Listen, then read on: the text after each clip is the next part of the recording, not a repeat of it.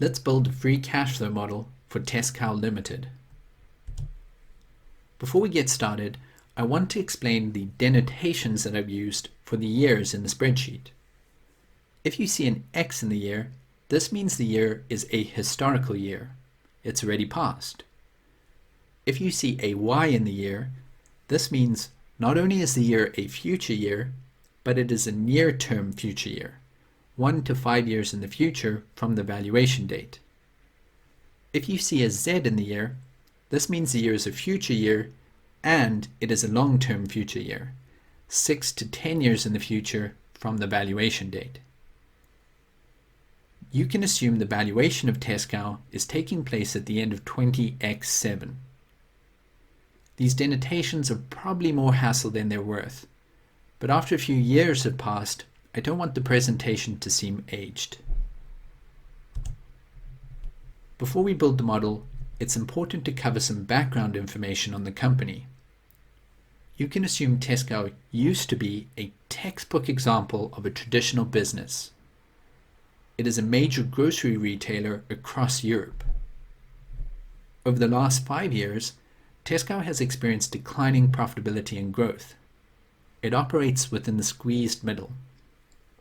High-end retailers have seized the high end of the market, low-end retailers have seized the low end of the market, and Tesscow fights it out in the squeezed middle against 1 or 2 other direct competitors. Competition is intense within the industry. Tesscow has a significant developed existing asset base. It has retail stores across Europe. It is able to generate significant cash flows from operations from this existing asset base. Due to the declining profitability and growth, the directors decided to use these cash flows being generated from the existing asset base to diversify. This resulted in the company acquiring coffee shops, garden centers, a bank, a mobile network, and various other businesses. In 20x4, Tesscow was accused of manipulating its accounting profits. This resulted from a misstatement in its income statement measured at £250 million. This led to accusations of market abuse. In light of the issues facing the company and the continued decline in its profitability and growth, there was a change in the company's leadership team in 20x5. The new leadership team immediately embarked on a major transformation and restructuring exercise from 20x5 onwards. As a result, the company has not paid dividends in 20x6 and 20x7. The transformation program in Europe saw the reduction of operating expenses, major changes to management structures and shift routines. Remember the Tesscow strikes of last year. The directors also shifted the risk associated with the company's pension scheme from the company to its employees by changing the scheme from a defined benefit scheme to a defined contribution scheme. They also exited many expensive operating leases by acquiring the premises that some of their stores operated from. The directors also sold off non-core businesses in 20x6 and 20x7, reversing the diversification program of the previous leadership team. This saw the company selling off its retail business in Turkey, a garden center chain, a bakery chain, a restaurant chain, coffee shops, and a fairly sizable Korean home furniture business. The directors emphasized a focus on the company's core business, food and grocery retailing. To stimulate growth, they also emphasized international expansion, with Tesscow Thailand becoming its largest international business.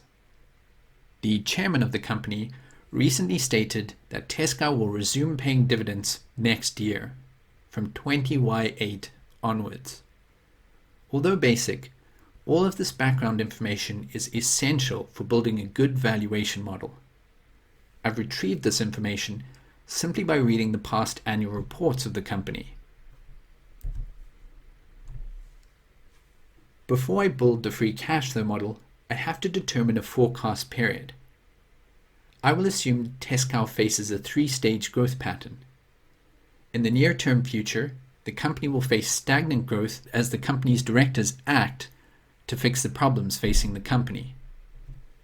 This period will be followed by a transitionary period as the company's growth rate recovers. This will be due to the actions taken by the directors having an effect. At the end of the transitionary period, I will assume the company reaches a steady state. Therefore, I've picked a forecast period of 10 years. This will be comprised of a detailed forecast period of 5 years. This detailed forecast period will capture the period where the company's growth rate is stagnant. To construct the detailed forecast, I will forecast each line item in the condensed integrated financial statements.